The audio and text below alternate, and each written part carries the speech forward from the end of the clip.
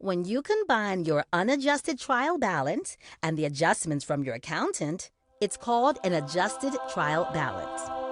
This document is the holy grail for bookkeepers. It will tell you what you need to know about your ledger account, and without it, you wouldn't be able to get to the final step in the accounting cycle, the financial reports.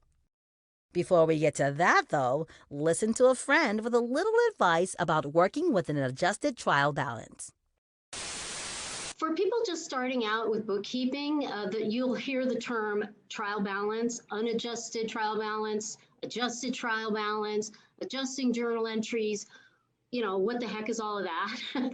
Basically, what's happening here is as you're entering all your transactions and reconciling everything all year long, let's say there's an unadjusted trial balance at the end of the year. It's basically the accumulation of all your work, but it's listing all the accounts on the chart of accounts with all the balances at year end. So basically the summary, the ending totals of all your work. Then an accountant, maybe the CPA, the CFO of the nonprofit or whoever it is going to make some adjustments to that. And usually those adjustments are some things that are non-cash, meaning like depreciation, amortization, maybe there's some accruals they need to do. It could be annually, like I'm talking about, but it could also be quarterly or monthly.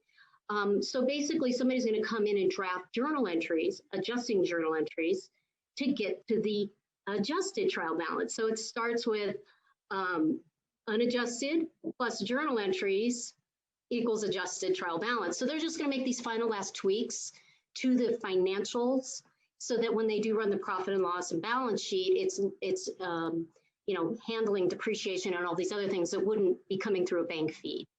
So that's basically it. You're going to present the unadjusted trial balance to the tax preparer or the CPA.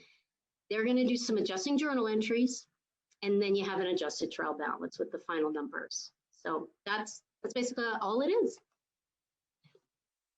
So my first experience working with a trial balance was actually in QuickBooks Online.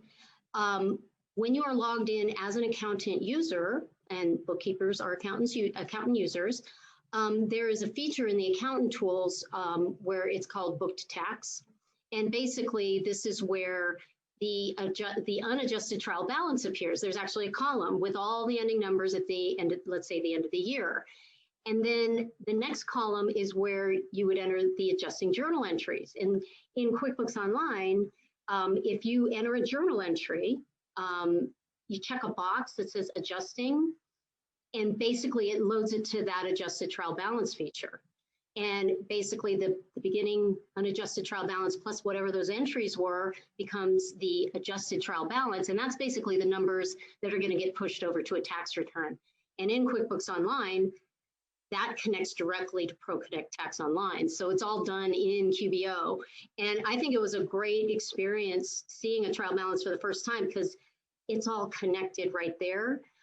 So if you are in QuickBooks Online accountant and you're logged into a client, take a look in the accountant tools and you'll see that feature right there, and you can kind of get a feel for what a trial balance, the adjustment, and the actual adjusted trial balance look like. So you may be wondering what your role as a bookkeeper is in preparing that initial unadjusted trial balance. And really, it's basically accumulation of all your work. You want to get, you know, all the transactions in, clear bank feeds, reconcile, make sure everything is correct. You know, bank statements match the books, loan balances match the books. You're reconciling everything out on the balance sheet. All those numbers automatically appear in the unadjusted trial balance in QuickBooks Online. So an unadjusted trial balance is the fruits of your labors. It's already there. And then again, somebody, tax preparer or a CPA, somebody like that is going to look at those numbers, make their adjusting journal entries, and turn that into the adjusted trial balance, which in that case would be ready for tax prep. So you might be thinking, what should I be looking for in an adjusted trial balance? Well, I do need to say, it really depends on your scope of work as a bookkeeper. Generally, bookkeepers are handing the books over to the accountant who's doing those adjustments. and you're kind of out of the picture at that point. But maybe you're curious, maybe you want to see what's the result of their work. You could go into the adjusted trial balance area in the accountant's tools and actually see what the accountant did or whoever made those adjustments. You might be looking for things like depreciation. It would be an expense, depreciation expense, but also reducing the value of that asset on the balance sheet. Those accruals like that, maybe they're accruing payroll at year end. You might see a payroll accrual adjustment. So again, probably not in a startup bookkeeper scope of work, but it's very important to know what it is and what's going on using the trial balance tool.